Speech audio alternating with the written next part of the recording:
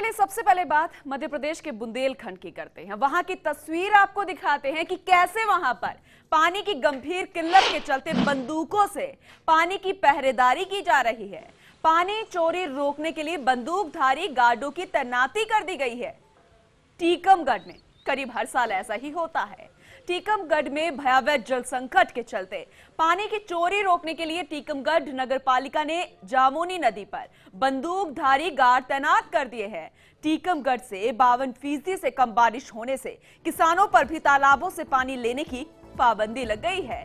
जल संकट के चलते सागर संभाग के 5 जिलों के 1 करोड़ लोगों के सामने प्यास बुझाना भी मुश्किल हो गया है। हर साल की तरह इस साल भी पानी की समस्या गंभीर होती हुई नजर आ रही है।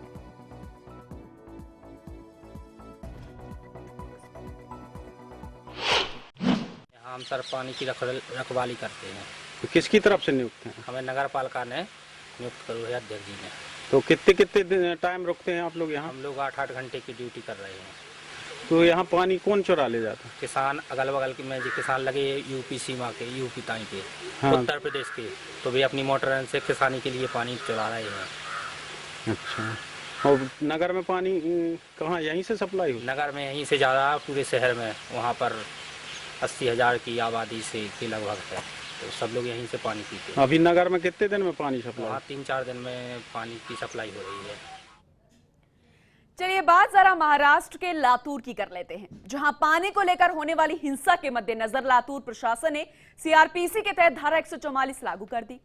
यह अपने आप में एक ऐतिहासिक फैसला है, जब देश के किसी हिस्से में पानी के लिए धारा 144 लगाने के आदेश दे दिए गए हों। चलिए एक कड़वी सच्चाई आपको इस रिपोर्ट में दिखाते हैं।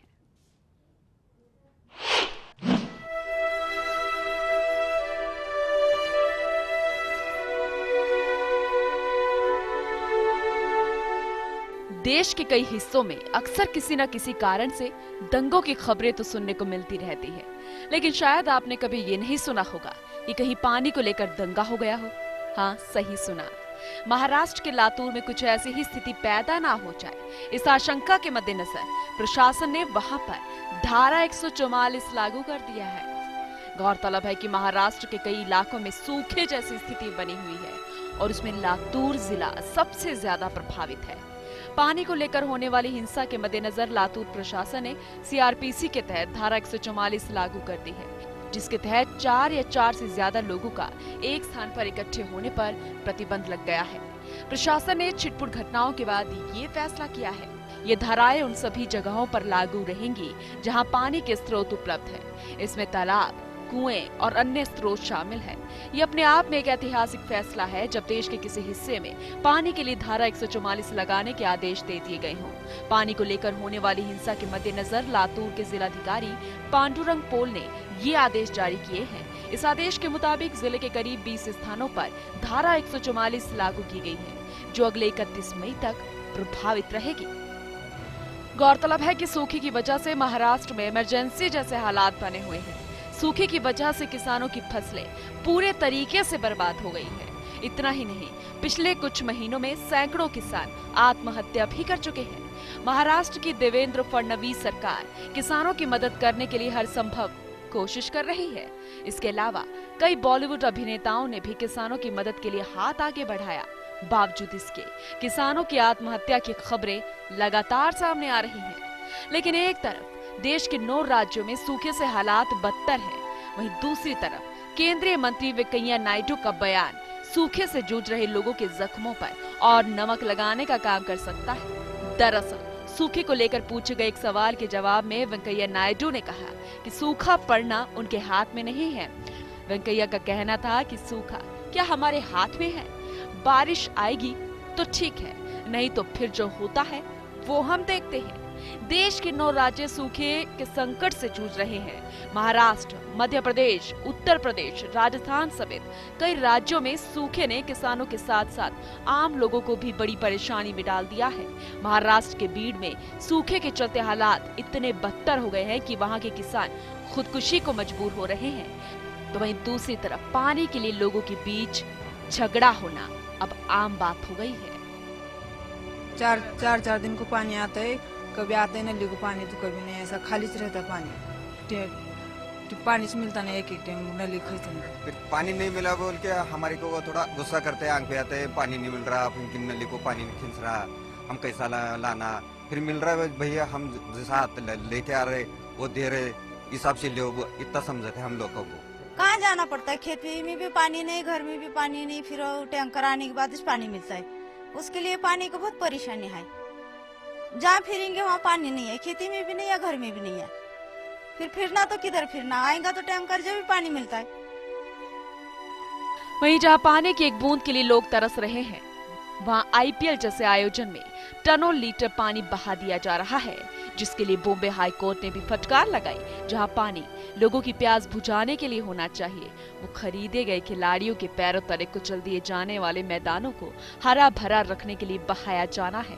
हम किसी भी खेल के खिलाफ नहीं है, लेकिन जहां पहले ही किसानों की आत्महत्याओं से घर परिवार के लोगों के बहते हुए आंसू रो रो कर सूख रहे हैं, वहीं प्रकृति ने भी सूखे की ऐसी मार लगाई है जहां लातूर जैसे इलाकों में पानी की एक बूंद के लिए लोग तरस रहे हैं। ऐसे में आईपीएल के मैचों के लिए मैदान बनाने में कई लीटर पानी की जरूरत है और ये पानी खरीदकर मैदान में बहाया जा रहा है। ये सब तय भी हो चुका है और आईपीएल ने अपने इंतजाम भी कर रखे हैं। हम बस वही तो बता रहे हैं जो सोचने पर मजबूर करता है। देश दुनिया में कई तरह की समस्याओं के बावजूद कई तरह के आयोजन और कार्यक्रम होते रहते हैं, होते भी रहने चाहिए। आप किसी की मृत्यु और किसी के घर पैदा हुए बच्चे का उत्सव रोक नहीं सकते, लेकिन आप उस उत्सव को मातम के बीच तो नहीं मनाना चाहेंगे। क्या आईपीएल के मैचों को दूसरे राज्यों में जहां पानी की समस्या ऐसे विकराल रूप में नहीं है, वहां नहीं कराए जा सकते? ये सवाल वहां के लोग कर रहे हैं। क्या आईपीएल पानी के लिए तरस रहे इन लोगों के जख्मों पर नमक छिड़क कर ही नमकीन होना चाहता है? बहरहाल तर्क वितर्क के बाद अदालत का जो फैसला है वो मान्य है, किंतु आईपीएल के मैचों में पानी बहता देख उन सूखे और प्यासे गलों के लिए फांस होगा जिनके लिए पानी की एक एक बूंद अमृत सी प्रतीत होती है। Bureau report, fast India. Maharashtra के लातूर जिले की स्थिति समझने के लिए जयपुर से हमारे संवाददाता दिनेश डांगी जुड़ गए हैं, उनसे बातचीत करते हैं। दिनेश, महाराष्ट्र के लातूर में बड़ी ही गंदी स्थिति आन पड़ी है, लोग पानी के लिए तरस रहे हैं, दंगे कर रहे हैं, आत्महत्याएं कर रहे हैं, लेकिन दूसरी तरफ आईपीएल का मैच कल शुरू होने वाला है, टनों पानी बहा दिया गया और गांव वाले जो है कह रहे हैं कि अगर एक बूंद पानी भी मिल जाता तो हमारे लिए अमृत होता। क्या कहेंगे? जी बिल्कुल, जिस तरह जो लातूर के जो हालात गर्मी की दस्तक के साथ ही बिगड़ते जा रहे हैं कि कोर्ट को उसमें फटकार लगानी पड़ी और उसके बाद जो राहत पैकेज केंद्र के जरिए दी गई, लेकिन हालात वहाँ इस कदर जो है बिगड़ते जा रहे हैं कि एक बूंद के लिए किसानों को, लोगों को तरसना पड़ रहा है और कोर्ट को उसमें जो है दखल अंदाजी देनी पड़ रही है। तो अभी तो गर्मी का जो है सिलसिला ही शुरू हुआ है और मई में क्या हालात होंगे वो है। हालांकि पहले भी लातूर में इस तरह के हालात पैदा हुए हैं, लेकिन काफी सालों बाद एक बार फिर अकाल ने की जो आहट है वो वहाँ पर अभी से दस्तक देने लगी है और इस तरह के जो हालात है वो काफी शर्मनाक है और जिस तरह कोर्ट ने कड़ी फटकार लगाई है उससे हालात कितने भयावह है इसका अंदाजा लगाया जा सकता है।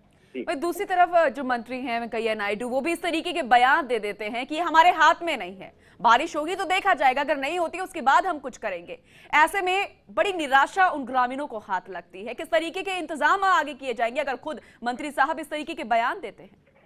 जी देखिए, एक और जहाँ भारत सरकार है, जो केंद्र सरकार है भाजपा की, वो जल स्वावलंबन और नदियां जोड़ने की योजना जैसी बातें कर रही है। ऐसे में अगर सरकार जो है पानी का संरक्षण नहीं करेगी, उसकी बचत नहीं करेगी, तो फिर आखिर देश में कौन जो है पानी सहेजने का काम करेगा? तो ये बयानबाजी भी जो कह सकते हैं, उनके जो मरहम है उनको छेड़ने जैसा, ये नमक लगाने जैसा ये काम है, क्योंकि पानी के बिना कुछ भी चीज जो है संभव नहीं है। ऐसे में महाराष्ट्र में भी भाजपा की सरकार है, अगर आईपीएल की इतनी चिंता है जिसपे करोड़ों रुपए खर्च होते हैं, तो क्या पानी जो जल स्रोत है उसमें जो बचा हुआ है, पहले से अंदेशा रहता है कि इस बार गर्मी ज्यादा पड़ेगी, पानी की कमी है, ये मैनेजमेंट सरकारों का होता है, तो कह सकते हैं कि अपनी जिम्मेदारी से और नाक कटने से बचने जैसा बयान यहाँ पर जो है मंत्री दे रहे हैं। और दूसरी तरफ ऐसा नहीं है कि ये मामले जो है कि पानी की वजह से दंगे होते हैं, आत्महत्याएं की जाती है, पहले भी कई बार सामने आए हैं, लेकिन एक बार फिर से सर्दी के बाद जब गर्मियां आती हैं तो इंतजाम क्यों नहीं किए गए।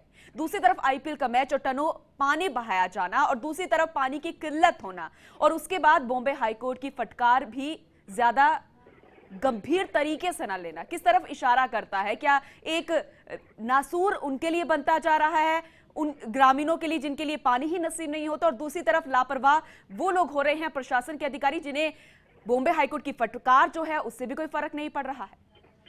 जी बिल्कुल, क्योंकि सिंचाई और जलदायी विभाग है, उनका पूरा काम ये रहता है कि गर्मी में किस तरह जो है सिंचाई के लिए और पीने का जो पानी है उसका बंदोबस्त जो है करना होता है, उसको स्टोरेज करना होता है। एक कंटीजेंसी प्लान है जो बनाया जाता है, लेकिन जब इनको पता है क्योंकि कंटीजेंसी प्लान बनता है तो कई तरह का मनरेगा में काम देना पड़ता है, चारा डिपो खोलना पड़ता है, लोगों को पेयजल की सप्लाई करनी पड़ती है और जो है राज्य सरकार को एक अलग से बजट जो है उसके लिए प्रावधान रखना पड़ता है। लेकिन सरकार जो है अन्य चीजों पर वो पैसे खर्च कर देती है और किसान वोट बैंक के नाम पर तो बड़े बड़े दावे करती है, लेकिन जब पीने और उनके सिंचाई के लिए पानी की बात आती है तो इस तरह गोलमाल करके जो है अकाल जो है उसकी आहट को दबाया जाता है। क्योंकि जब होता है हर बार मार्च में एक कंटीजेंसी प्लान रहता है कि इस बार जो है अप्रैल मई जून में जो है पानी का संकट गहरा सकता है, तो कह सकते हैं कि कोर्ट की फटकार के बाद जो है सरकार की जो सारी जो सच्चाई है वो सामने आई कि किस तरह सरकारें होती है, किसी भी राज्य में हो इसी तरह का एक कंटीजेंसी प्लान बाकायदा बनाया जाता है। और जो वहां की सरकार है फडणवीस की, वो लगातार कोशिश भी कर रही है, लेकिन वो यहाँ पर